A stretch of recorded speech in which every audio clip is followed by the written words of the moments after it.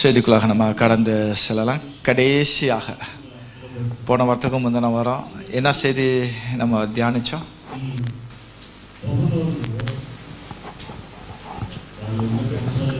என்ன செய்தி தியானித்தோம்?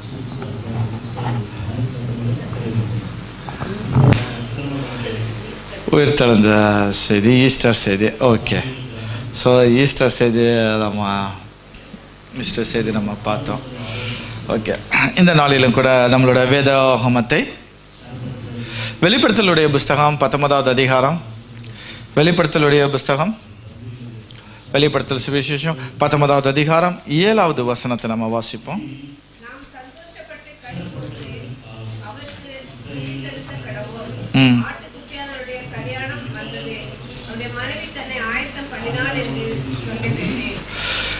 ஸோ ஒரு சந்தோஷம், வசனத்தை டிஸ்பிளே பண்ணிங்கன்னா நல்லாயிருக்கும். ஒரு சந்தோஷம், அந்த சந்தோஷம் எதுக்கு? அந்த சந்தோஷமா கல்யாணம். யாருக்கு கல்யாணம்? ஆட்டுக்குட்டியானவருக்கு கல்யாணம். ஸோ ஆட்டுக்குட்டியானவருக்கு கல்யாணம், அதனால சந்தோஷம். அந்த வசனம் அதோட நிறுத்தலை, அதுக்கப்புறமும் சொல்லப்படுது. என்ன சொல்லுது? அவருடைய மனைவி தன்னை ஆயத்தப்படுத்தினாள். ஸோ ஆயத்தப்படுத்தினாள். அப்போ மணவாட்டி என்ன செய்யப்பட வேண்டும்? திருமணத்திற்காக ஆயத்தப்பட வேண்டும். நம்மளும் அப்படிப்பட்ட ஒரு நிகழ்வுக்காக தான் காத்து கொண்டு இருக்கிறோம். அப்படின்னானே, அப்படிப்பட்ட ஒரு நிகழ்வுக்காக. உலக பிரகாரமான கல்யாணத்தை குறித்து நான் பேசலாம். உடனே உலக பிரகாரமான கல்யாணத்தை இந்த பேசி முடிச்சு என்கேஜ்மெண்ட் முடிச்ச ஆட்களுக்கு இதுதான் ஒரு பெரிய இது. உடனே அதை பற்றி சொல்லும் போது ஒரு சந்தோஷம். ஓகே, ஆனால் நம்ம இங்கே எதை பார்க்குறோம்?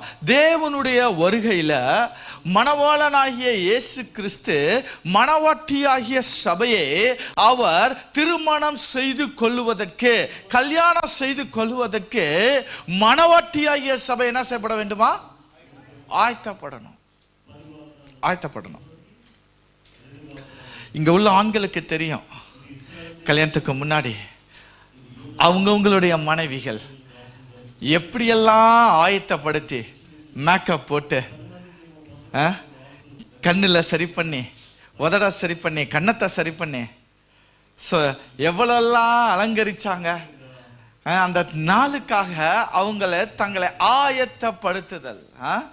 ஸோ அப்படிதான் இங்கேயும் வசனம் சொல்லுது, சபையானது என்ன செய்யப்பட வேண்டுமா? ஆயத்தப்படணும். சபையானது ஆட்டுக்குட்டியானவருடைய கல்யாணத்துக்கு மணவாளனை சந்திக்கும்படியாக, மணவாளனை கல்யாணம் செய்து கொள்வதற்காக மணவாட்டி என்ன செய்யப்பட வேண்டுமா? ஆயத்தப்பட வேண்டும். ஆயத்தப்பட வேண்டும். ஸோ எப்படியெல்லாம் ஆயத்தப்படுவது? எப்படியெல்லாம் ஆயத்தப்படுவது? சபை எப்படி தன்னுடைய சபை தான் மணவாட்டி. சபைங்கிறது மணவாட்டி. ஸோ இந்த மணவாட்டி அந்த மணவாளனை சந்திப்பதற்கு எப்படியெல்லாம் ஆயத்தப்பட வேண்டும் அப்படிங்கிறத இன்னைக்கு நம்ம தியானிக்க போகிறோம். கண்களை மூடி நம்ம தலைகளை தாழ்த்தி ஒரு சிறு ஜெபத்தோடு கூட நம்மளுடைய செய்தி ஆரம்பிப்போம். நம்மளுடைய ஜெபத்தை ஜோஷினி அவர்கள் எடுப்பார்கள்.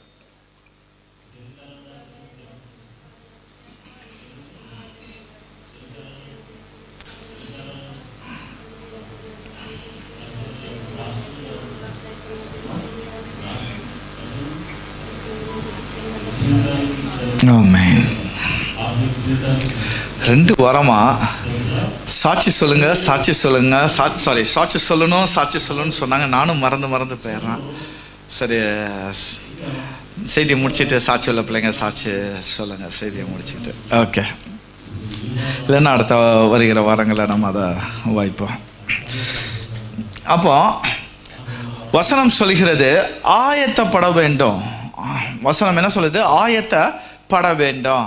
எப்படி ஆயத்தப்படுவது? மணவாட்டி மணவாளனை சந்திப்பதற்கு எப்படியெல்லாம் ஆயத்தப்பட வேண்டும் அப்படின்னு சொல்லி வேதாகமத்தில் இருந்து 1-2 ஒரு காரியங்களை குறித்து நம்ம சிந்திக்க போகிறோம். இன்றைக்கு நம்மளுடைய புஸ்தகத்தை, உன்னத பாட்டினுடைய புஸ்தகம், உன்னத பாட்டு 1:9.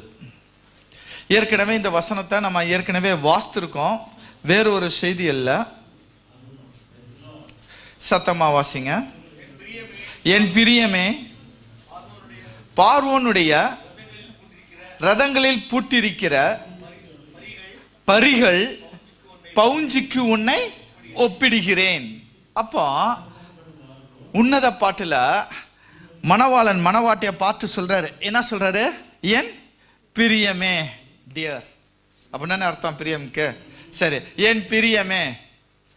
ஆனா அழகான ஒரு வசனம் இருக்கும், என் பிரியமே பாட்டு. என் பிரியமே, என் ரூபவதியே எழுந்து வா உன் நேசரை சந்திக்கவே. ஓகே, ஸோ இங்க சொல்லும் பொழுது என் பிரியமே பார்வோனுடைய ரதங்களில் பூட்டிருக்கிற பரிகள். பரிகள்னா நம்ம என்னன்னு சொல்லி பார்த்தோம்? குதிரைன்னு பார்த்தோம். கரெக்ட். பரிகள், பார்வோனுடைய ரதங்களில் பூட்டிருக்கிற பரிகள் பவுஞ்சிக்கு, பவுஞ்சு அப்படின்னா 5 குதிரைகள். அவனுடைய ரதத்தில் பூட்டப்பட்டிருக்கக்கூடிய 5 குதிரைகளுக்கு உன்னை ஒப்பிடுகிறேன். இப்போ மணவாளன் மணவாட்டிய பிரியமேன்னு அழைத்து என்ன சொல்லிட்டாரு? பார்வோனுடைய ரதங்கள்ல பூட்டி இருக்கக்கூடிய அந்த 5 குதிரைகளுக்கு உன்னை என்ன செய்றான்? ஒப்பிடுகிறான். ஒரு குதிரை அல்ல, 2 குதிரை அல்ல, 3 குதிரை, 5 குதிரைகளுக்கு நான் உன்னை ஒப்பிடுகிறேன். ஏன் இதை சொல்லும் பொழுது பார்வோனுடைய ரதம், ஏன் பார்வோனுடைய ரதம் அப்படின்னு சொல்லப்பட்டது? ஏன் பார்வோனுடைய? வேதாகமத்தில் ஒரு சில காரியங்களை நீங்க எடுத்து பார்த்தீங்க அப்படின்னு சொன்னா, நெகட்டிவான கேரக்டர் இல்லைன்னா மெட்டீரியல் இல்லைன்னா திங்ஸ். இந்த negative character, negative material, negative things என்ன செய்யும்? சில நேரத்தில் பாசிட்டிவான ஆஸ்பெக்டுக்காக அவங்க என்ன செஞ்சிருப்பாங்க? பயன்படுத்தியிருப்பாங்க. இதை நம்ம பைபிள் காலேஜில் பார்த்தோம். எக்ஸாம்பிள் சொல்லணும் அப்படின்னு சொன்னா, புளித்த மாவை குறித்து வேதாம் சொல்லியது. புளித்த மாவு என்ன செய்யுது? ஒரு இடத்துல சொல்லும் பொழுது நீங்கள் புளித்த மாவுக்கு எச்சரிக்கையாயிருங்கள், புளித்த மாவுக்கு எச்சரிக்கையாயிருங்கள் சொல்லுது. இன்னொரு இடத்துல என்ன சொல்லியிருக்கோம்? புளித்த மாவு பரலோக ராஜ்யத்துக்கு ஒப்பாயிருக்கிறது. அப்போ அந்த இடத்துல நல்லா நீங்க வாசித்தீங்க அப்படின்னா, அதுக்கு முன்பதாக கடுகு விதையும் மரத்தையும் குறித்து பேசப்பட்டிருக்கோம். பேசி முடிஞ்ச உடனே சொல்லியிருக்கோம் புளித்த மாவு பரலோக ராஜ்யத்திற்கு ஒப்பாயிருக்குன்னு சொல்லிட்டு, அதை தொடர்ந்து அந்த வசனம் என்ன சொல்லும் அப்படின்னு சொன்னா, வேகமாக பரவுகிறதை குறித்து சொல்லும். இதை தான் நம்ம பார்த்தோம் பைபிள் காலேஜில். அடுத்தது ஒரு எக்ஸாம்பிள், நெகட்டிவான காரியத்தை எடுத்து பாசிட்டிவா பேசக்கூடியது. அடுத்தது இன்னொரு இடத்துல பார்ப்போம், திருடனை போல. திருடனை போல. அப்போ திருடன்கிற ஒரு நெகட்டிவ் கேரக்டரை எடுத்து அதை பாசிட்டிவா தேவனுடைய வருகைக்காக பேசப்பட்டிருக்கும். அப்போ ஒரு நெகட்டிவ் கேரக்டர், மெட்டீரியல், திங்ஸ், இதை வைத்து ஒரு பாசிட்டிவான காரியத்துக்கு ஒப்பிடப்பட்டு பேசப்பட்டிருக்கும். மூன்றாவதாக இன்னும் ஒரு உதாரணம் பார்க்கணும் அப்படின்னு சொன்னா, வனாந்தரத்திலே வலு சர்ப்பம் உயர்த்தப்பட்டது போல, மோசையின் காலத்துல வனாந்தரத்திலே வலு சர்ப்பம் உயர்த்தப்பட்டது போல மனுஷகுமாரனும். அப்போ இந்த வலு சர்ப்பம் என்பது ஏசாயாவின் புஸ்தகத்தின்படியும் வெளிப்படுத்தலுடைய புஸ்தகத்தின்படியும் வலு சர்ப்பம் என்பது பழைய பாம்பாகிய சாத்தானுக்கு ஒப்பிடப்படக்கூடியதாக இருந்தாலும், இங்க எதை குறித்து பேசப்படுது? உயர்த்தப்படுதலை குறித்து பேசப்பட்டிருக்கும். உயர்த்தப்போ நெகட்டிவான ஒரு சில மெட்டீரியல், கேரக்டர், இதே நம்ம பாசிட்டிவான ஒரு காரியத்துக்கு பயன்படுத்துவது வழக்கமாக இருக்கு. இது ஒரு வகையான விளக்கங்களுக்காக சொல்லப்பட்ட காரியம். இங்க பார்வோனுடைய ரதம், ஏன் பார்வோனுடைய ரதம் அப்படின்னு சொல்லப்பட்டதுன்னா, இஸ்ரவேல் ஜனங்களுக்கு எதை தான் பார்த்து தெரியும், எதை தான் அவங்க பார்த்து பிரம்மாண்டம்னு நினைச்சாங்க அப்படின்னா பார்வோன். ஏன்னா 1-2 வருஷம் இல்ல, 400 வருஷம் அடிமைகளா இருந்தாங்க. ஒரு 30 வருஷ கால அடிமைகளா இல்லாமையும் இருந்தாங்க. மொத்தம் ஒரு 430 வருஷம் அவங்க பார்த்து பார்த்து வளர்ந்தது எதை? பார்வோனுடைய ராஜ்யத்துல இருக்கக்கூடியது. பார்வோன் வந்துட்டு போகும் பொழுது அந்த ரதங்கள் இதெல்லாம் அவங்க பார்த்து அவங்களுக்கு எது பிரம்மாண்டமாக தெரிஞ்சதுன்னா இந்த பார்வோனுடைய ரதம் தான் பிரம்மாண்டமாக தெரிஞ்சது. அதனால சொல்லும் போது ஈஸியா புரியணுங்கிறதுக்காக சொல்றாரு, பார்வோனுடைய ரதங்கள்ல பூட்டி இருக்கக்கூடிய 5 குதிரைகளுக்கு நான் என்ன செய்றான் ஒப்பிடுகிறேன்கிறாரு. இப்போ மணவாட்டிய எதற்கு ஒப்பிட்டாரு? பார்வோனுடைய ரதத்துல பூட்டி இருக்கக்கூடிய 5 குதிரைகள். இப்போ இந்த 5 குதிரைகள் இருக்குது. இந்த 5 குதிரைகளும் ஒன்று ஒரு சைஸ்ல இருக்குமா? ஒரு ரதத்துல ஒரு 5 குதிரையை ஒன்னா பூட்டுறாங்க அப்படின்னு சொன்னா இந்த 5 குதிரையும் ஒரு சைஸ்ல இருக்குமா? ஓகே, மாட்டு வண்டிக்கே வருமா? மாட்டு வண்டியில இருக்காது. அதுதான், மாட்டு வண்டியில ஒரு மாடு பெருசாகவும் ஒரு மாடு சிறுசாகவும் பூட்ட முடியுமா? இல்ல பூட்டுவோமா? அதே மாதிரி குதிரைகளும் 5 குதிரைகள் இருந்தாலும் 5 குதிரைகளை எப்படி அவங்க செலக்ட் பண்ணுவாங்க? ஒரே ஹைட்டா ஒரே வீரியமா இருக்கக்கூடிய மாதிரி செலக்ட் பண்ணுவாங்க. இந்த குதிரைகளை செலக்ட் பண்றதுல 10,000 குதிரைகளை எடுத்தாங்கன்னா அதுல 1000 குதிரைகளை செலக்ட் பண்ணுவாங்க. அந்த 1000 குதிரைகள்ல ஒரு 10 குதிரையை செலக்ட் பண்ணி தான் பார்வோன் இடத்துல கொடுப்பாங்களாம். குதிரைகளை செலக்ட் பண்ணக்கூடிய ப்ராசஸ் அது. இப்போ இந்த 5 குதிரையும் ஒரு சைடா நின்று பார்த்தீங்கன்னா ஒரே குதிரை மாதிரியே இருக்கும். ஒரே ஹைட்டு, ஒரே வெயிட், ஒரே பாடி சைஸ். ஸோ இப்போ இந்த மணவாளன் சொல்றாரு மணவாட்டியை பார்த்து, பிரியமே நான் ஒன்ன சாதாரணத்துக்கெல்லாம் ஒப்பிடல, பிரம்மாண்டம்னு நம்ம பார்த்து கொண்டு இருந்த பார்வோனுடைய ரதத்துல இருக்கக்கூடிய குதிரைக்கும் நான் ஒன்ன ஒப்பிடுகிறேன்.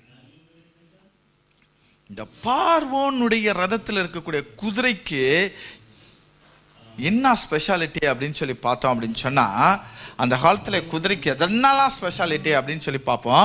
யோபினுடைய புஸ்தகம் 39வது அதிகாரம், யோபு 39:19 வாசிப்போம்.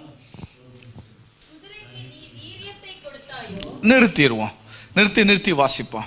குதிரைக்கு நீ வீரியத்தை கொடுத்தாயோ, அடுத்தது சொல்றாரு வீரியம், அடுத்தது தொண்டையில என்ன வச்ச? குமுறலை வைத்தாயோ,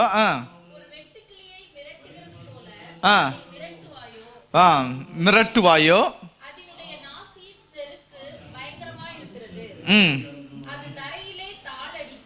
தரையில காலடித்து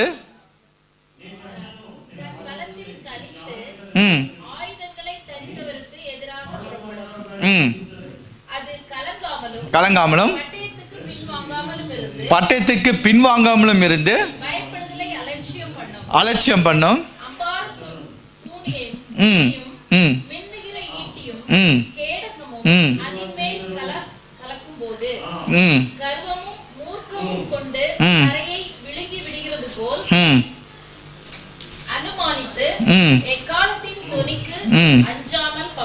ஓகே ஓகே, என்ன புரிஞ்சது? ஏதோ ஒன்று வாஸ்தவம். ஓகே, இந்த குதிரை நார்மலா போர்க்களத்துல ஏன் குதிரை யூஸ் பண்றாங்க? ஃபோர்ஸ், பவர், அதான் ஹார்ஸ் பவர்னு சொல்றது. வேற நல்லா சில மோட்டார்ஸ்ல எங்க இன்ஜினியர்ஸ்லாம் சில மோட்டார்ஸ்ல என்ன செய்வீங்க? ஹார்ஸ் பவர் எவ்வளோங்கிறதான் பார்ப்பீங்க. ஓகே, வேற எல்லாத்துக்கும் மேல குதிரை என்ன செய்யாது? முடிந்த வரைக்கும் 99.999% முன்னா நோக்கி தான் போகுமே தவிர பயந்து பின்னோக்கி வரவே வராது. அதனால தான் குதிரை என்ன செய்றாங்க? போர்க்களத்துல யூஸ் பண்றாங்க. ஓகே, நம்ம இங்க வாசித்த யோபுடைய புஸ்தகத்துல என்ன சொல்லுது அப்படின்னா, குதிரைக்கு வீரியம், குதிரைக்கு என்ன உண்டு? வீரியம் உண்டு. அதோடைய தொண்டையில என்ன இருக்குதா?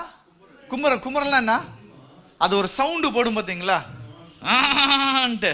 ஒரு சவுண்டு. இந்த சவுண்டை போட்டுட்டு அப்படின்னு பின்னாடி பயந்து நின்றுமா? நிற்காது. அது சவுண்டா போட்டுருச்சுன்னா என்ன செய்யும்? அதோட காலை தூக்கி தாளை அடித்துனா காலை கொண்டு என்ன செய்யும்? தூக்கி அடிச்சுக்கிட்டு ஈட்டியோடைய அந்த ஷைனிங் எல்லாம் பார்த்து பயப்படாது, ரத்தத்தை பார்த்து பயப்படாது, எவ்வளவு பேர் நிற்கிறாங்கன்னு பார்த்து பயப்படாது. அது என்ன செய்யும்? பாய்ந்து போகும். அதுதான் குதிரை. அதுதான் குதிரை. அப்போ குதிரை பயப்படாது. மரணத்தை கண்டு பயப்படாது, ஈட்டியை கண்டு பயப்படாது, தன்னுடைய தொண்டையில ஒரு குமரலை வைத்துக்கொண்டு தைரியமாக முன்னோக்கி செல்லக்கூடியதுதான் குதிரை. இப்போ மணவாட்டி எப்படி இருக்கணும்னு சொல்லி பார்த்தாச்சு. பார்வோனுடைய ரதத்துல இருக்கக்கூடிய குதிரைக்கு நான் உன்னை ஒப்பிடுறேன். ஏன்னா நீ மணவாட்டி என்ன செய்யக்கூடாது, மரணத்தை கண்டு பயப்படக்கூடாது. உன்னுடைய தொண்டையில ஒரு குமரல் இருக்கணும், உன்னுடைய தொண்டையில ஒரு குமரல் இருக்கணும், ஒரு சத்தம் இருக்கணும், ஒரு ஆர்ப்பரிப்பு இருக்கணும். இந்த சத்தம், ஆர்ப்பரிப்பு, குமுறல் என்ன செஞ்சிடக்கூடாது, பயந்து போய் இருக்க கூடாது. அது சத்தத்தை உயர்த்தி காலை அடித்து முன்னோக்கி போகக்கூடிய அந்த கம்பீர சத்தம் இருக்கணும் குதிரைக்கு. ஹல்லேலூயா, ஹல்லேலூயா. இப்போ சொல்றாரு சத்தம் இருக்கணும். யாருக்கு? மணவாட்டிக்கு சத்தம் இருக்கணும். மணவாட்டின்னு சொன்னா என்ன இருக்கணும், சத்தம் இருக்கணும். ஒரு 2-3 உதாரணம் பார்த்தீங்கன்னா, எரிகோவுடைய கோட்டை இருந்துச்சு. கோட்டையில 6 நாள் என்ன செஞ்சாங்க, எரிகோ கோட்டையா சுத்தி சுத்தி வந்தாங்க. 7வது நாள் என்ன செஞ்சாங்க, ஆர்ப்பரித்தார்கள். 7வது நாள் என்ன செஞ்சாங்க, சத்தத்தை எழுப்பினார்கள். அப்போ எங்கு சத்தம் எழுப்பப்படுகிறதோ அப்போ என்ன உண்டு, ஜெயம் உண்டு. அப்போ ஜெயம் உண்டு. அப்போ சத்தமானது எழுப்பப்பட வேண்டும். அதுதான் மணவாட்டிக்கு உண்டான ஒரு அனுபவம். என்ன அனுபவம், நான் என்ன செய்யப்பட வேண்டாம், சத்தத்தை எழுப்பணும், ஆர்ப்பரிக்கணும் அப்படிங்கிற ஒரு, எங்கு சத்தம் எழுப்பப்படுகிறதோ ஆர்ப்பரிக்கப்படுகிறதோ அப்போ என்ன செய்யப்படும் அப்படின்னு சொன்னா ஒரு ஜெயம் உண்டு. ஆனா இன்னைக்கு இருக்கக்கூடிய, நான் உங்களை சொல்லலை, ஆனா இன்னைக்கு இருக்கக்கூடிய மணவாட்டிக்கும் சத்தம் பெருசா தான் இருக்குது. ஆனா அது வீட்டுல தான் இருக்குது, புருஷன்கிட்ட தான் இருக்குது, பிள்ளைங்க கிட்ட தான் இருக்கு. அவங்களுக்கு அதை தாண்டி சத்தம் வரணும். அந்த சத்தத்தை குறித்து நான் பேசல, அந்த சத்தத்தை குறித்து நான் பேசல. தெரியுது யாரெல்லாம் சிரிக்கிறாங்கிறதெல்லாம் தெரியுது, அவங்களுடைய அனுபவங்கள்லாம் இப்ப முகத்துல கொஞ்சம் கொஞ்சமா தெரியுது. ஓகே, சோ அந்த சத்தத்தை குறித்து நம்ம இங்க பேசல. வேதம் சொல்லுது, மணவாட்டியாய் நீ இருப்பாயானால் உனக்குள்ள உன் தொண்டையில ஒரு குமரல் இருக்கணும், நீ பயப்படாம முன்னோக்கி போகணும் அப்படின்னு சொல்லுது. அது என்ன சத்தம், அது எப்படிப்பட்ட சத்தம் அப்படின்னு சொன்னா அது ஜெயத்தை கொண்டு வரக்கூடிய ஒரு சத்தமாக இருக்கணும். ராஜாக்களுடைய புஸ்தகத்துக்கு திருப்போம். 2 ராஜாக்கள் 7வது அதிகாரம், 2 ராஜாக்கள் 7வது அதிகாரம் 6வது வசனம் வாசிங்க.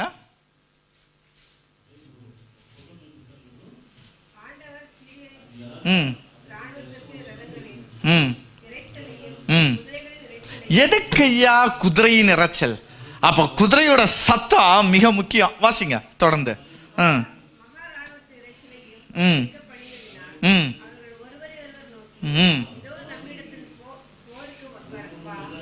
வேற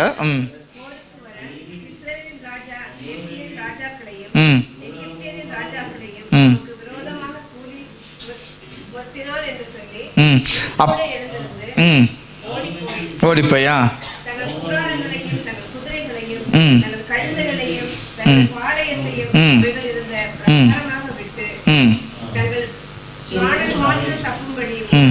ஓடி போனார்கள். தொடர்ந்து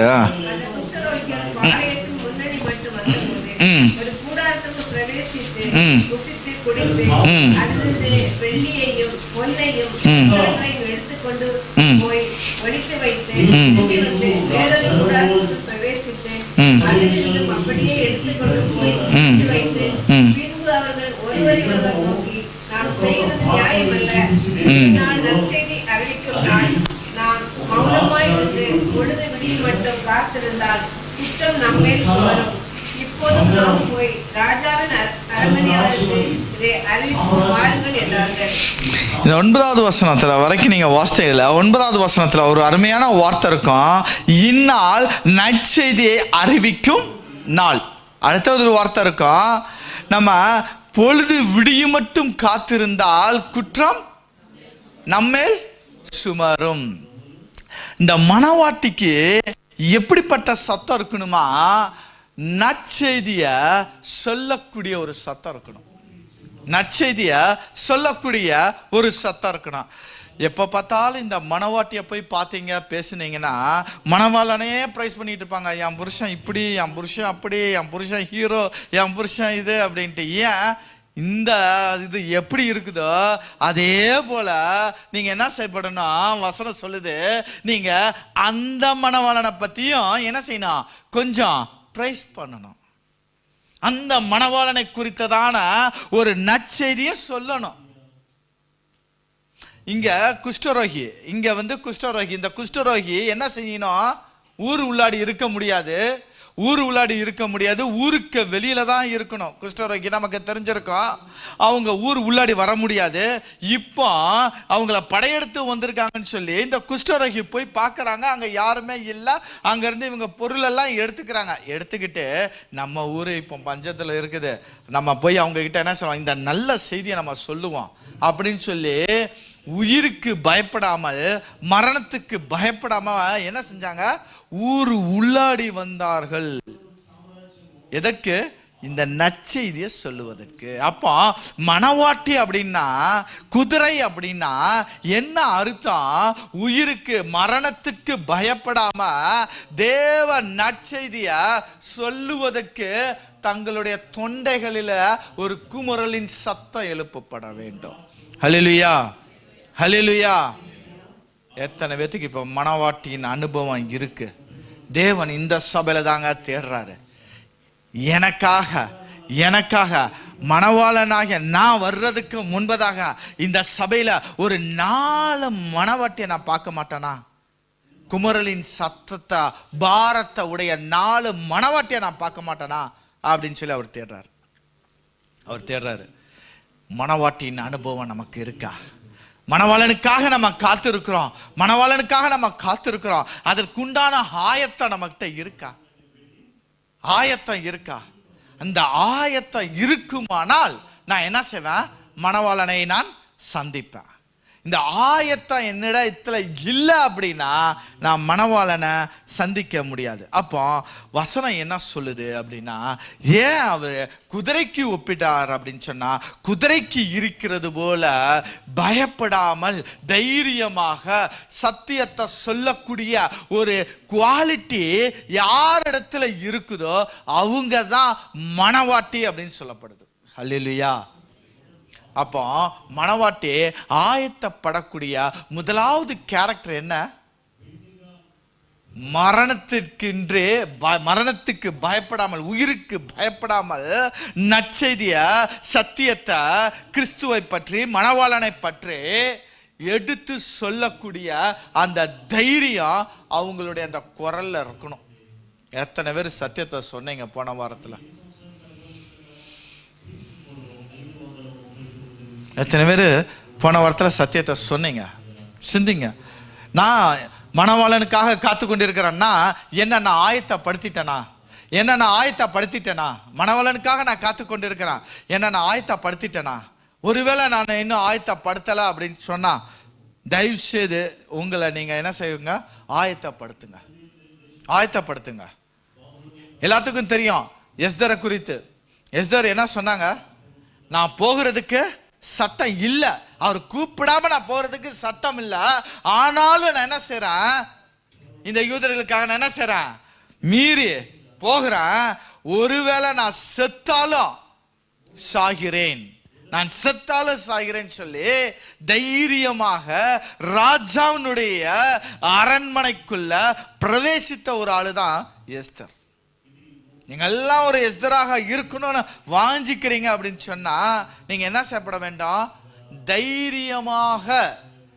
தைரியமாக நற்செய்தியா, பிறருக்கு உண்டான கரிசனையோட, பாரத்தோட நீங்க சொல்லக்கூடிய அனுபவம் உங்களுக்கு இருக்கணும். இன்னொரு வசனத்தை புதிய ஏற்பாட்டில இருந்து நம்ம வாசிப்போம். அப்போஸ்தலனுடைய புஸ்தகம் 14வது அதிகாரம் 19வது 20வது வசனத்தை வாசிப்போம்.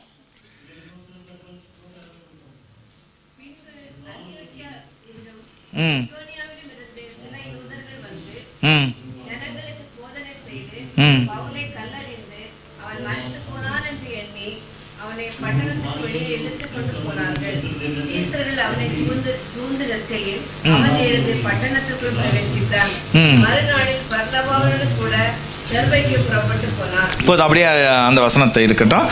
இல்லை நல்லா பாருங்க, பவுல் என்ன செய்தார் அப்படின்னு சொன்னா, அங்க வந்து சின்ன சின்ன அற்புதங்கள்லாம் பண்ணி தேவனை குறித்து சொல்லிக்கிட்டு இருந்தாரு. அதனால அவரை என்ன செஞ்சாங்க, அடிச்சு எங்க கொண்டு போய் போட்டாங்க, ஊரு பட்டணத்துக்கு வெளியே போட்டாங்க. பட்டணத்துக்கு வெளியே போட்டாங்க. இவன் செத்துட்டா அப்படின்னாங்க. ஆனா பவுல் என்ன செய்யல, சாகல, எழுந்துச்சிட்டாரு. இப்ப எழுந்துச்ச உடனே அவர் என்ன நினைக்கிறாரு, இனி இந்த பட்டணத்துக்கு நம்ம என்ன செய்யக்கூடாது அப்படியே நினைச்சாரு. இல்ல, இந்த பட்டணமா, ஐயோ இனி நான் வரவே மாட்டேயா, போக மாட்டேன், என்ன சாகடிச்ச பட்டணம்னு சொல்லி பயந்து போகல. வசனம் அழகா சொல்லுது, எழுந்து பட்டணத்துக்குள் பிரவேசித்தான். எந்திரிச்சதுக்கு அப்புறமா எங்க தான் போனானா, பட்டணத்துக்கு உள்ளாடி போனாரு. அப்பனா என்ன ஒரு தைரியம் இருக்கணும் அவருக்கு. எதற்கு எதற்கு கிறிஸ்துவுக்காக, கிறிஸ்துவுக்காக. அப்போ கிறிஸ்துவுக்காக மனவாட்டியா நீங்க இருப்பீங்கன்னு சொன்னா உங்களிடத்துல பயம் வராது. உங்களிடத்துல பயம் வராது. என்ன வரும், வைராக்கியம் வரும். பயம் வராது, வைராக்கியம் வரும். அப்ப மனவாட்டினா நீ பயப்படாம தேவனுக்காக வைராக்கியம் கொண்டு உன்னுடைய தொண்டையின் உள்ள குமரலை நீ என்ன செய்யணும், உயர்த்தணும். அப்படி உணர்த்தலைன்னா நீ மனவாட்டின் அனுபவத்துக்குள்ள இன்னும் வரல. தயவு செய்து மனவாட்டின் அனுபவத்துக்குள்ளாக நீங்க என்ன செய்யப்பட வேண்டும், வர வேண்டும். ஹல்லேலூயா. எத்தனை பேருக்கு புரிஞ்சது? பக்கத்தில் அப்படியே கையை கூடுங்க, கையை கொடுத்து கேளுங்க, மனவாட்டின் அனுபவம் இருக்கா இல்ல இனிமே தான் வளர்க்கணுமா? இருக்கா இல்ல இனிமேல்ட்டு வளர்க்கணுமா? வளர்க்கணும்னா சீக்கிரம், எப்போ ராஜா வருவாருன்னு தெரியாது, எப்போ வருவாருன்னு தெரியாது. ஹல்லேலூயா. இரண்டாவதாக இன்னொரு வசனத்தை வாசிப்போம். புதிய ஏற்பாட்டில இருந்து மத்தேயுனுடைய புஸ்தகம் 25வது அதிகாரம் 1 வேகமாக யாராவது ஒரு வாசிங்க. இல்ல 1வது வசனம் மட்டுமே வாசிங்க, நேரம் இல்லை. ம் ம் 10 கன்னிகைகளுக்கு ஒப்பாய் இருக்கும். ஒன்ன கம்பேர் பண்ணிட்டாரு. எதற்கு கம்பேர் பண்ணிட்டாரு? குதிரைக்கு கம்பேர் பண்ணிட்டாரு. அது தொண்டையில் உள்ள மரணத்துக்கு பயப்படாம சத்தத்தை எழுப்பக்கூடிய ஒரு குதிரைக்காக ஒப்பிட்டாரு. அப்படிப்பட்ட ஒரு அனுபவம் இந்த மணவாட்டிக்கு இருக்கணும்ட்டு இப்போ மணவாளன் எதிர்கொண்டு சந்திக்கும்படியாக காத்து கொண்டு இருக்கிற 10 கன்னிகைகளுக்கு ஒப்பா இருக்கிறதுன்னு 2வது ஒரு குறிப்பை கொடுக்கிறார். இப்ப யாரு கூட கம்பேர் பண்ணிட்டாரு? 10 கன்னிகைகளுக்கு ஒரு கதையை சொல்ல ஆரம்பிக்கிறாரு. இது சம்பவம் எல்லாத்துக்கும் தெரியும் தானே, எல்லாத்துக்கும் தெரியும். ஏன்னா மொத்தம் எத்தனை பேர் இருந்தாங்க? 10 பேர் இருந்தாங்க. இல்ல எங்கேயாவது 5 இருக்கா? இல்ல, தெளிவா இருக்கு 10 கன்னிகள். அப்ப எல்லாருமே கன்னிகள் தான், எல்லாருமே கன்னிகள் தான். இதுல யாரும் என்ன செய்யல, ஒருங்க கன்னிகை இன்னொருங்க கன்னிகை இல்ல அப்படின்னு சொல்லல, எல்லாரும் கன்னிகைகள். ரைட். 2வது எல்லாரும் என்ன செஞ்சிருந்தாங்க, விளக்கு வைத்திருந்தார்கள். எல்லாரும் விளக்கு வைத்திருந்தார்கள். யாராவது பாதி பேர் விளக்கு வச்சிருந்தாங்க, பாதி பேர் விளக்கு வச்சிருக்கல அப்படின்னு சொல்லி நம்ம கீழே வாசித்தீங்கன்னா அப்படி இருக்குதா? இல்ல, எல்லாருமே விளக்கு வைத்திருந்தாங்க. ஆனா 5 பேரு என்ன செய்தாங்க, புத்தி உள்ளவர்கள், 5 பேரு புத்தி இல்லாதவர்கள் அப்படின்னு சொல்லி அடுத்தபடியாக ஒரு வித்தியாசத்தை காண்பிக்குது. சபைகள்ல எல்லாரும் தான் இருக்கிறாங்க, ஆனாலும் தேவன் தேர்ந்தெடுக்கக்கூடிய ஒரு சிலரை தான் மனவாட்டியாக அவர் என்ன செய்யறாரு, தனக்காக தேர்ந்தெடுக்கிறாரு. எல்லாத்தையும் அவர் மனவாட்டியாக தேர்ந்தெடுக்கல. ஹல்லேலூயா. பொண்ணு பார்க்க போவோம், எவ்வளவோ பொண்ணு பார்த்தாலும் ஒரு சில பொண்ணை மட்டும்தான், ஒரு சில ஒரு பொண்ணை மட்டும்தான் என்ன செய்யறான், தேர்ந்தெடுக்கிறான். அது மாதிரி எத்தனை பொண்ணு இருந்தாலும் ஒரு பொண்ணை மட்டும் நம்ம எப்படி தேர்ந்தெடுக்கிறோம்? அவரும் வந்து அவருக்காக என்ன செய்யறாரு, மனவாட்டி அப்படின்னு சொல்லி ஒரு சில அவர் தேர்ந்தெடுக்கலாம், ஒரு சில நபர் அவர் என்ன செய்யறாரு, தேர்ந்தெடுக்கிறாரு. இப்போ இங்க பிரிச்சு பார்க்கிறது எது வித்தியாசத்தை கொண்டு வருது? இவங்க புத்தி உள்ளவங்க, இவங்க புத்தி இல்லாதவங்க, எது வித்தியாசப்படுத்துது? என்ன வித்தியாசப்படுத்துது? என்ன வித்தியாசப்படுத்துது? கதைகள் எல்லாத்துக்கும் தெரியும், அதனால நான் போகல. அப்போ 5 பேத்துக்கிட்ட எல்லாருமே என்ன செஞ்சிருந்தாங்க? கன்னிகைகளா தான் இருந்தாங்க. எல்லாத்துக்கிட்டே விளக்கு இருந்தது. அப்படின்னா திருச்சபையில எல்லாருமே விசுவாசிகளா தான் இருந்தாங்க. எல்லாத்திடத்திலையும் வசனங்களானது அதிகமாக காணப்பட்டது அப்படின்னு அர்த்தம். ஆனாலும் ஒரு வித்தியாசத்தை அவர் சொல்றாரு. யார் மணவாட்டியாக மணவாளனோடு செல்லக்கூடிய மணவாட்டி யார் அப்படின்னு சொன்னா அந்த வித்தியாசத்தை காண்பிக்கிறாரு. யார் இடத்துல என்ன இருக்குதோ அவங்க தான்ப்பா மணவாட்டி. அவர் வரும் பொழுது யார் இடத்துல என்ன இருக்குதோ அவங்க தான் மணவாட்டி. அப்ப என்னன்னா என்ன பரிசுத்த ஆவியானவர். அப்போ எல்லாரும் முயற்சி செய்றாங்க மணவாளனை சந்திக்க. நானும் ஒரு மணவாட்டியாக இருக்கணும்னு எல்லாரும் முயற்சி பண்ணாலும் யார் இடத்துல பரிசுத்த ஆவியானவருடைய வழி நடத்தலாம், பரிசுத்த ஆவியானோட அனுக்கிரகம் இருக்குதோ, பரிசுத்த ஆவியானவரை உடையவர்களாக இருக்கிறாங்களோ அவங்க தான் மணவாட்டியாக மாற முடியும். ஹல்லேலூயா, ஹல்லேலூயா. அவங்க தான் மணவாளனோடு செல்ல முடியும். ஹல்லேலூயா. ஏங்க பரிசுத்தாவியானவர்? ஏன்னா அவர் தான் சகல சத்தியத்துக்குள்ள நம்மளை வழி நடத்தக்கூடியவர். அவர் சொல்லி சென்ற காரியங்களை நினைப்பூட்டக்கூடியவர். பாவத்தை குறித்தும் நீதியை குறித்தும் நியாய தீர்ப்பை குறித்து நமக்கு கண்டித்து உணர்த்தக்கூடியவர். நமக்காக ஜெபம் செய்யக்கூடியவர். எப்படி நான் நடக்க வேண்டும், எப்படி நான் ஜெபிக்க வேண்டும் கற்றுத்தாரும் ஆவியானவரே. பாடுறோம்ல, இந்த ஆவியானவர் இல்லை அப்படின்னா நான் மணவாளனை அடையாளம் கண்டுகொள்ள முடியாது, நான் மணவாளனுக்காக ஆயத்தப்படுத்த முடியாது, நான் மணவாளன் வரும் பொழுது மணவாளனோடு போக முடியாதுங்க. அதுக்கு தான் ஆவியானவர் வேணும். ஓகே, அடுத்தபடியாக இந்த 2 டீமும் என்ன செஞ்சது? தாமதத்தோட இருந்தாங்க, காத்திருக்க ஆத்துமா என்ன செய்யுமா? ஆனா நான் சொல்றேன், காத்திருக்கத்தான் உங்களுக்கு ஆசீர்வாதம்.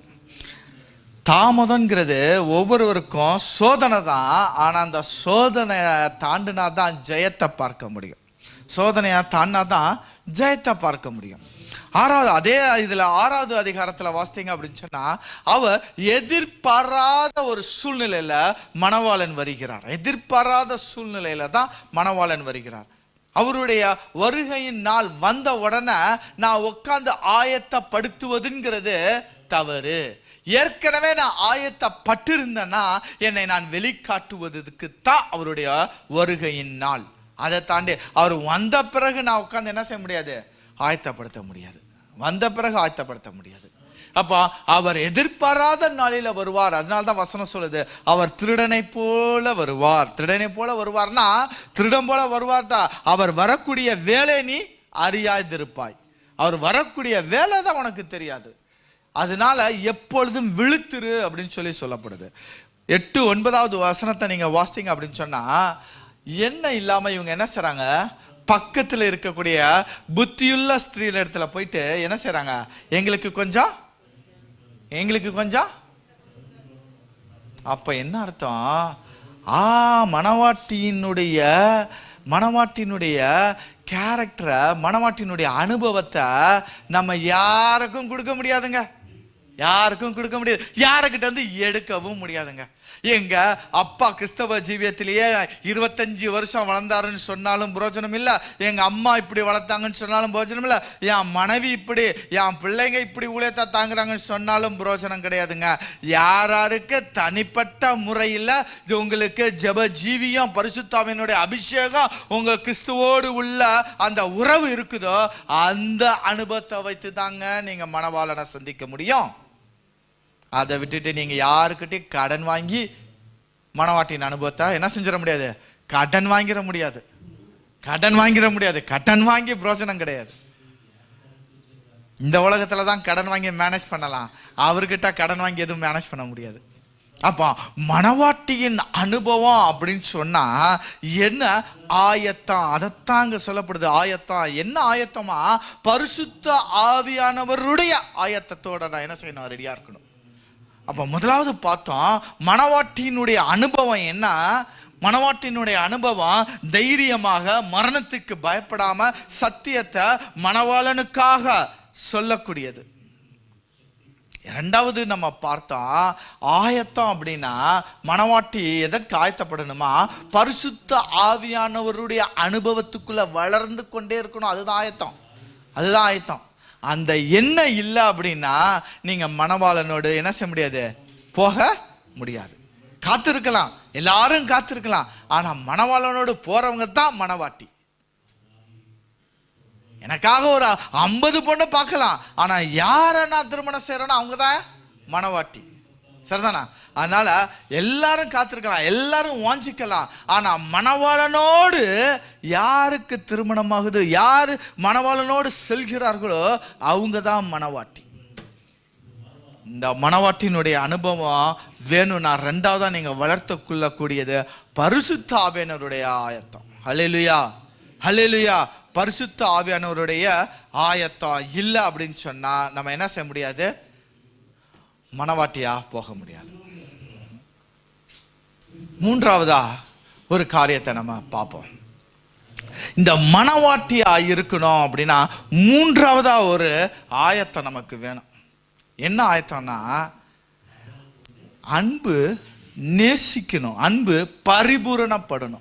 சரி, அன்பை குறித்து பரிசுத்தத்தை குறித்து கீழ்ப்படுதலை குறித்தெல்லாம் நிறைய கேள்விப்பட்டிருப்பீங்க தான், நான் அதெல்லாம் தொடலை, அதுதான் மேட்ரு. இன்னும் நிறைய கேரக்டர்ஸ் இருக்கு, நம்ம சிம்பிளாக பார்ப்போம். ஒரு மூன்றாவது காரியம் அன்பு பரிபூரணப்படணும். நான் நினச்சிருக்கேன் ஆரம்பத்தில், எப்படா 27 வருஷம் ஒரு வீட்டில் வளர்ந்துக்கிட்டு திடீர்னு கல்யாணம் முடிஞ்சனா புருஷனே கதி நம்ம கிட்ட எப்படா இவங்க இருக்கிறாங்க, எப்படி இவங்களால அப்படி பட்டுன்னு மாறலாம் முடிஞ்சதுன்னு நான்லாம் பயங்கரமாக யோசித்துருக்கிறேன் நான். ஆனால் மணவாட்டியினுடைய அனுபவம் அதுதான்.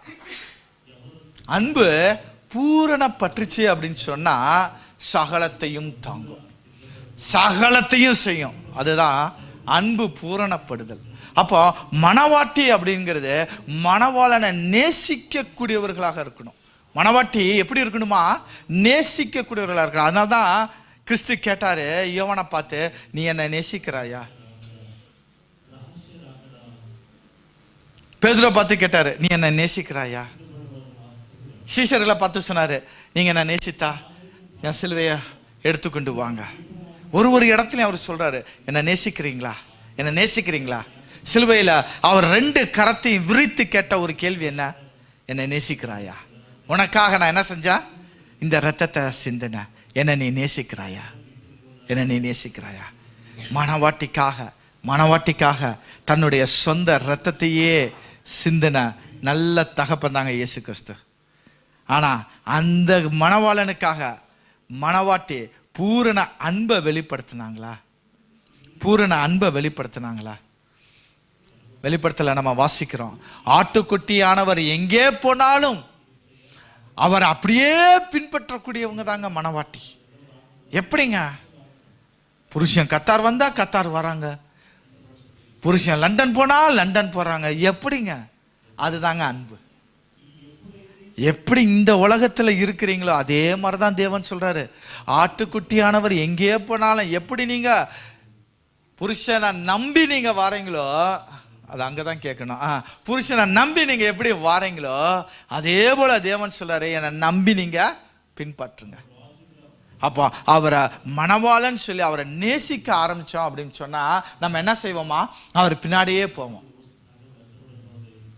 ஈசாக்குக்கு பெண் பார்க்க போனாங்க, பார்த்த உடனே சொன்னாரு, இந்த ரூபவதி யார் இவா? அழகான பெண், இவதான் என்னோட எஜமானுக்கு மறுமனையாட்டி அப்படின்னு மருமகள் அப்படின்னு சொன்னாங்க. இருந்தாலும் அடுத்ததா ஒரு டெஸ்ட் வச்சாங்க. ஒரு டெஸ்ட், ஓகே தண்ணி எல்லாம் குடிப்பியா, எல்லாம் டெஸ்ட் எல்லாம் முடிஞ்ச உடனே பார்த்தீங்கன்னா கண்டிஷன் போடலை. எங்கள் அப்பா வீட்டில் நான் இருப்பேன், புருஷனை இங்கே வந்து கல்யாணம் பண்ணி என்னை கூட்டிகிட்டு போக சொல்லுங்கன்ட்டு கண்டிஷன் போடலை. நல்லா பார்த்துக்கோங்க, தான் பறந்த கூடாரத்தை விட்டு மணவாளனுக்காக புறப்பட்டு மணவாளனுடைய கூடாரமைய சாராளின் கூடாரத்துக்கு வந்தவதாங்க ரெபெக்கா. அதுதாங்க மணவாட்டி. எப்படிங்க வர முடியும்? அன்பு தாங்க, அன்பு தான். அந்த அன்பு பரிபூரணப்படும் பொழுது என்ன செஞ்சிருவாங்க? தான் பறந்த கூடாரத்தை விட்டு தன்னுடைய மணவாளனுடைய கூடாரத்துக்கு வருவாங்க. எல்லாமே இந்த மணவாளன் தான், அவர் என்று எனக்கு ஒன்றும் இல்லை. அதனால தான் பவுல் சொல்றாரு, மரணமானாலும் ஜீவனானாலும் தேவதூதர்கள் ஆனாலும் என்ன செய்யாது, என்ன கிறிஸ்து இயேசுனுடைய அன்பை விட்டு பிரிக்க மாட்டாதென்று நிச்சயத்திருக்கிறேன். சும்மா பிரிக்க மாட்டாதுன்னு சொல்ல, பிரிக்க மாட்டாதுன்னு நிச்சயத்திருக்கிறேன். அப்படிப்பட்ட ஒரு வைராக்கியம் பவுல் இடத்துல எப்படி வந்தது? அவர் மேல வைத்த அன்புங்க. அப்போ மணவாட்டினுடையத்துல காணப்படுகிற மூன்றாவதான ஒரு காரியம் என்ன? அன்பு. அவர் சொல்றாரு, நீங்க என்ன எப்படி அன்பு கூறணும்னா முழு இருதயத்தோடும் முழு ஆத்மாவோடும் முழு மனதோடு நீங்க என்ன செய்யப்பட வேணும்? அன்பு கூறணும்னு சொல்றாரு. அவர் எங்கேயா சொல்றாரா 85% அன்பு கூறு, 85% முழு இருதயம் சொன்னா ஃபுல், ஆத்மான்னு சொன்னா ஃபுல், மனதுன்னு சொன்னா ஃபுல். எங்கேயுமே அவர் என்ன செய்யல 50%, 85% சொல்ல, 100க்கு 100% நீங்க என்ன செய்யப்பட வேண்டாம்? அன்பு கூறணுங்க. அதுதான் பரிபூரண அன்பு. அந்த பரிபூரண அன்பு இல்லை அப்படின்னு சொன்னா என்ன செய்ய முடியாது? நம்மளால மணவாளனோடு செல்ல முடியாதுங்க. மணவாளனுக்காக நான் காத்து கொண்டு இருக்கலாம், நான் மணவாளனை நேசிக்கிறேன்னு சொல்லலாம், ஆனா என்ன செய்ய முடியாது? இப்படிப்பட்ட அலங்காரம் வேணும், இப்படிப்பட்ட அலங்காரம் வேணும். மணவாட்டி மணவாளன திருமணத்துக்காக என்ன செஞ்சாலா? தன்னை அலங்கரித்தாள். அப்படின்னா இப்படிப்பட்ட குணாதிசயங்கள் இருக்கணும்.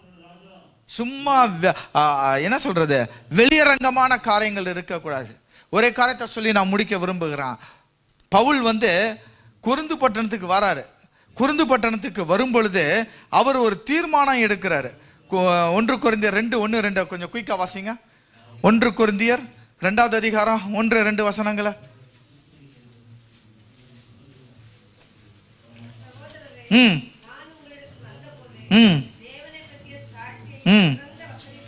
சிறந்த வசனிப்போட, அதாவது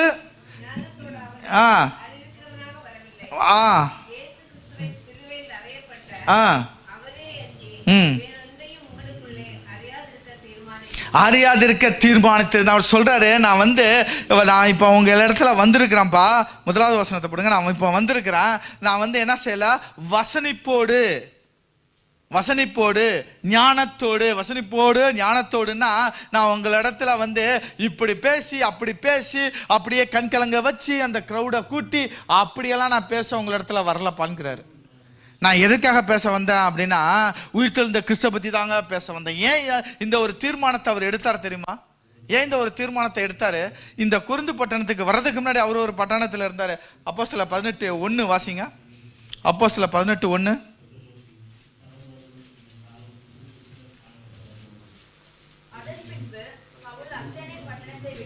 என்ன பட்டணமா? இந்த அத்தனை பட்டணங்கிறத குறித்து சொல்லணும்.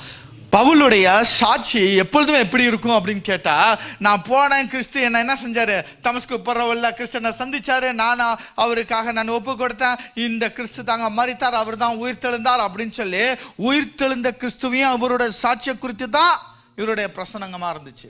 ஆனா இந்த அத்தனை பட்டணத்துக்கு வந்தபோது அவரு ஒரு கொஞ்சம் வித்தியாசமா செய்வோமேன்னு செஞ்சாரு. என்ன செஞ்சாரு? இவங்க இங்க அறியப்படாத ஒரு தெய்வத்தை இவங்க என்ன செய்யறாங்க? வணங்கி கொண்டிருக்கிறாங்க. அறியப்படாத தெய்வம். அதனால நம்ம இவங்க கிட்ட வேற ஒரு ஸ்ட்ராட்டஜில நம்ம என்ன செய்யலாம்? பிரசங்கம் பண்ணலாம்னு சொல்லி இவர் என்ன செய்யறாரு? ஆரம்பிக்கிறாரு. எப்படி ஆரம்பிக்கிறாரு? நீங்க அறியப்படாத ஒரு தெய்வம் நீங்க வணங்கிட்டு இருக்கீங்கல்ல, அந்த அறியப்படாத தெய்வம் கிறிஸ்து அப்படின்னாரு. மிஷினரி ஃபெயில் ஆயிடுச்சு. அவரோட மிஷன் என்ன செஞ்சிருச்சு? ஃபெயில் ஆயிடுச்சு. அதை நம்ம பார்ப்போம். 17:31-32 வாசிங்க. 17 அப்போஸ்தலர் 17:31.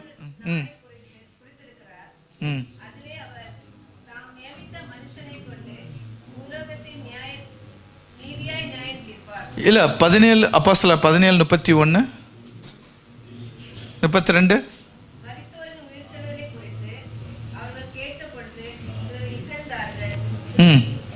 சிலர் இகழ்ந்தார்கள், சிலர் சொல்லுகிறதை இன்னொரு வேளை கேட்போம் என்றார். இன்னொருத்தோட பார்ப்போன்ட்டாங்க. அடுத்த வசனம். இப்படி இருக்க அவன் அவர்களை விட்டு போய்விட்டான்.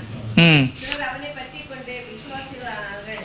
அவர்களில் ஓகே, அவர் கஷ்டப்பட்டு என்ன செஞ்சாரா, அங்க நீங்க அறியப்படாத தேவன் சொல்லி அவங்கள குறித்து பேசினாங்க. ஆனா பேசுனதுல ஒரு சில பேர் அவரை இகழ்ந்தாங்க, ஒரு சில பேரை இன்னொருத்தோட பார்ப்போன்னு சொல்லிட்டு போயிட்டாங்க.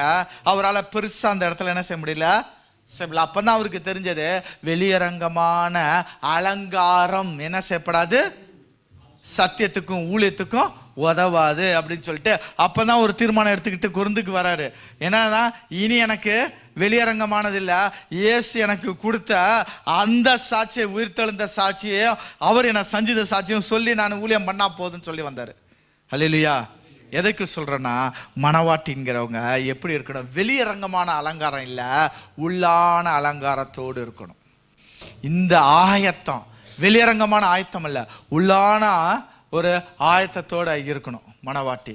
எத்தனை பேர் மணவாட்டியினுடைய அனுபவத்துக்குள்ள நான் வளருவேன்னு ஒப்பு கொடுக்குறீங்க? நான் தேவனுக்காக சத்தியத்தை பறைசாற்றுவேன்னு எத்தனை பேர் ஒப்பு கொடுக்குறீங்க? தேவனுக்காக நான் வைராக்கியம் பாராட்டுவேன்னு எத்தனை பேர் ஒப்பு கொடுக்க முடியும்? எழுந்திருப்போமா நம்ம? தேவன் சொல்றாரு, எனக்காக வைராக்கியம், பயம் இல்லாம வைராக்கியத்தோடு இருக்கக்கூடிய ஒரு அனுபவம் தாங்க மணவாட்டியின் அனுபவம். அப்படிப்பட்ட அனுபவம் இல்லைன்னா நீ மணவாட்டியா இல்லைங்கிறாரு. ரெண்டாவது அவர் சொல்றாரு, பரிசுத்த ஆவியானவருடைய வழி நடத்துதல், அந்த ஆயத்தம் இல்லை அப்படின்னு சொன்னா நீ மணவாட்டியா என்ன செய்ய முடியாது, வர முடியாதுங்கிறாரு. மூன்றாவதாக அவர் சொல்றாரு, நீ மணவாட்டியா இருப்பாயானால் மணவாளன் மேல் முழு இருதயத்தோடு நீ என்ன செய்ய வேண்டும், அன்பு கூறணும். வெளியரங்கமா இல்ல, எல்லாவற்றையும் விட்டுரு, என்னுடைய தேவனுக்காக என்று ஓடி வருகக்கூடிய ஒரு அனுபவம் இருக்கக்கூடிய அனுபவம் தாங்க மணவாட்டியின் அனுபவம். வெளியரங்கமான அலங்கரிப்பு அல்ல, உள்ளான ஒரு ஆயத்தம் இருக்கணும். அதுதான் மணவாட்டியின் அனுபவம். அந்த அனுபவத்துக்காக நம்ம தேவனுடைய சமூகத்துல காத்திருப்போம். கர்த்தாவே, அப்படிப்பட்ட அனுபவம் என்னுடைய வாழ்க்கையில வளரட்டும், வேர் விடட்டும். அப்படிப்பட்ட அனுபவத்துக்குள்ள நான் இன்னும் மென்மேலுமாக வளர வேண்டும் அப்படின்னு சொல்லி நம்ம வாய்களை திறந்து ஒரு நிமிஷம் வாய்களை திறந்து கேட்போமா? அப்படிப்பட்ட அனுபவம் நம்மளோட வாழ்க்கையில வர நம்ம கேட்போமா? வாய்களை திறப்பா, எல்லாரும் வாய்களை திறப்பான். கர்த்தாவே, மணவாட்டியா நான் இருக்கணும், மணவாட்டியாக நான் இருக்கணும். நீங்க வரும்போது அந்த மணவாட்டின் லிஸ்ட்ல, அந்த மணவாட்டின் சபையாக, மணவாட்டியாக நான் உண்மை சந்திக்கணும்பா. அந்த சந்திக்கக்கூடிய அந்த நேரத்துல நான் எந்த ஒரு அனுபவம் இழந்து விடாதபடி மணவாட்டின் அனுபவத்துக்குள்ளாக நான் மென்மேலுமாக வளரணும். எனக்கு அந்த வெளிப்பாடுகளை தாங்க, பரிசுத்த ஆவியானவரோட வெளிப்பாடுகளை நீங்க தாங்க. உண்மையே நேசிக்கக்கூடிய அந்த அன்பு எனக்குள்ளாக வேரூன்றட்டும் ராஜா. வெளியரங்கமான அலங்காரம் அல்ல, உள்ளான ஒரு அலங்காரத்தோடு கூட நான் அந்த மணவாட்டின் அனுபவத்துக்குள்ளாக வளரணும்னு சொல்லி எல்லாரும் வாய்களை திறந்து ஒரு நிமிஷம் கேட்போமா? ஹல்லேலூயா,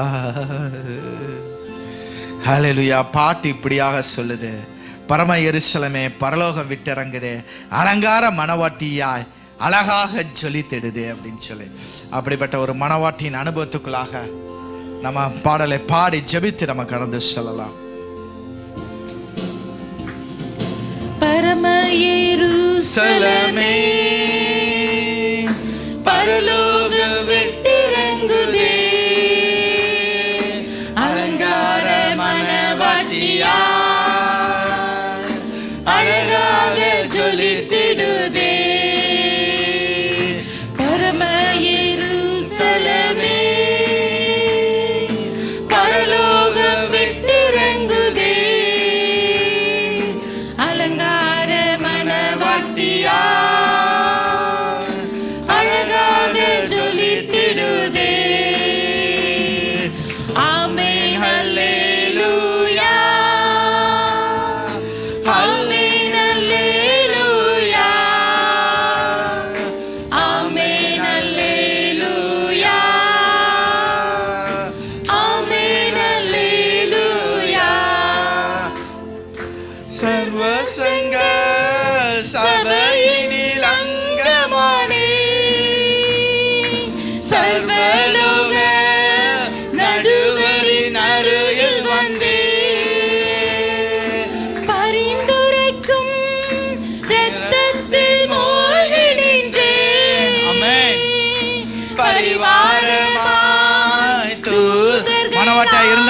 அனுபவம் கிடைக்கும்.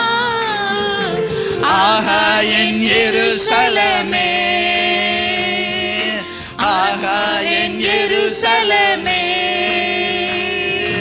ஆஹா என் எருசலேமே, பரலோக வெற்றிறங்குதே அலங்கார மணவாட்டியா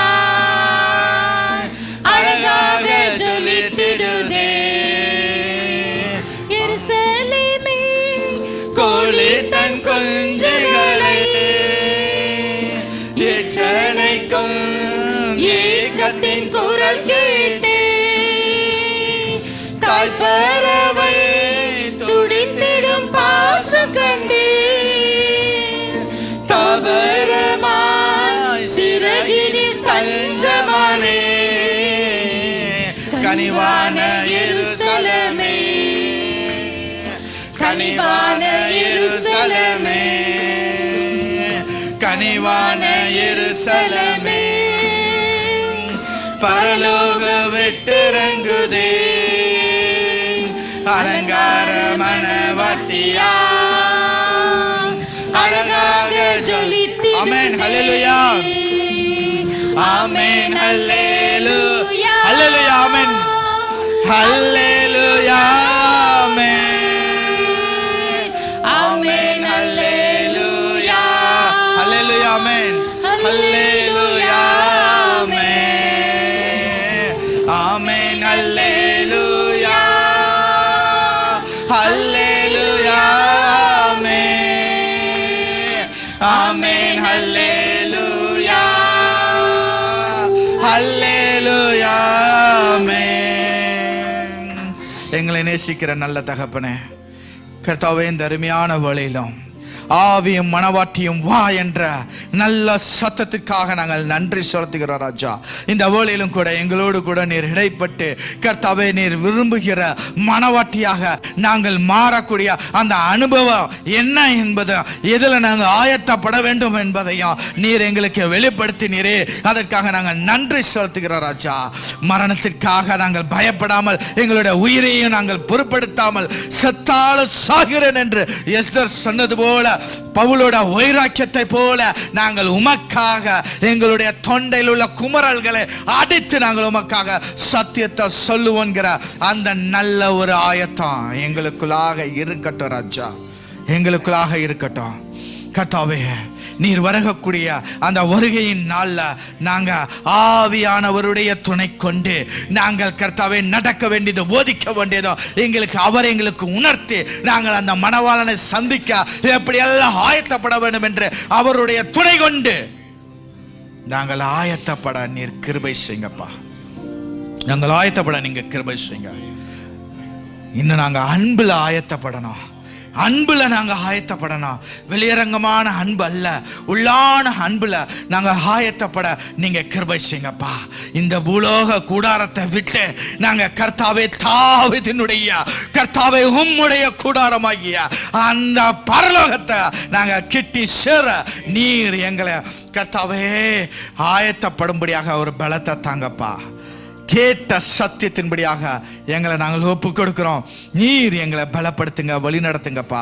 வந்த ஒவ்வொரு பிள்ளைகளுக்காக நாங்கள் ஜெபிக்கிறோம். பிள்ளைகளை ஆசீர்வதிங்க கர்த்தாவே. வருகிற நாட்கள் மட்டும் உம்முடைய இந்த தியானித்த சத்தியம் எங்களுக்குள்ளாக அசை போடும்படியாக, எங்களுக்குள்ளாக அதையே நாங்கள் தியானிக்கும்படியாக எங்களுக்கு நீர் கர்த்தாவே உணர்வை தாங்கப்பா. எங்களுடைய சபை விசுவாச பிள்ளைகளுக்காக ஜெபிக்கிறோம். வந்த பிள்ளைகளுக்காக ஆசீர்வதித்து ஜெபிக்கிறோம் ராஜா. வர தடைப்பட்ட பிள்ளைகளை வருகிற நாட்கள்ல கூட்டி சேருங்கப்பா. எங்களுடைய சிறு பிள்ளைகள், வாலிபர்கள், பெரியோர்கள், முதியோர்களுக்காக நாங்கள் ஜெபிக்கிறோம். பலவீனப்பட்ட பிள்ளைகளுக்காக ஜெபிக்கிறோம். வேலைக்காக ஆயத்தப்பட்டிருக்கிற பிள்ளைகளுக்காக, படிக்கின்ற பிள்ளைகளுக்காக, வெளிநாட்டில் படித்து கொண்டிருக்கிற பிள்ளைகளுக்காக, திருமணத்துக்காக காத்து கொண்டிருக்கிற பிள்ளைகளுக்காக, ஒவ்வொரு பிள்ளைகளுக்காக நாங்கள் ஆசீர்வதித்து ஜெபிக்கிறோம். தேவைகளை சந்தித்த தகப்பன் கர்த்தாவை ஏற்ற நாட்களில நேரங்களில பிள்ளைகளுக்கு தாங்கப்பா. தைரியத்தை பிள்ளைங்களுக்கு கொடுங்கப்பா. பலவீனங்கள் எல்லாம் மாற்றி போடுங்க. உம்முடைய புதுபலத்தினால் பிள்ளைகளை இடை கட்டுங்க, ஆசீர்வதிங்க, வழி நடத்துங்க, பொறுப்பேற்றுக் கொள்ளுங்க. இயேசுவின் மூலம் ஜெபிக்கிறோம் நல்ல தகப்பனே, ஆமென்.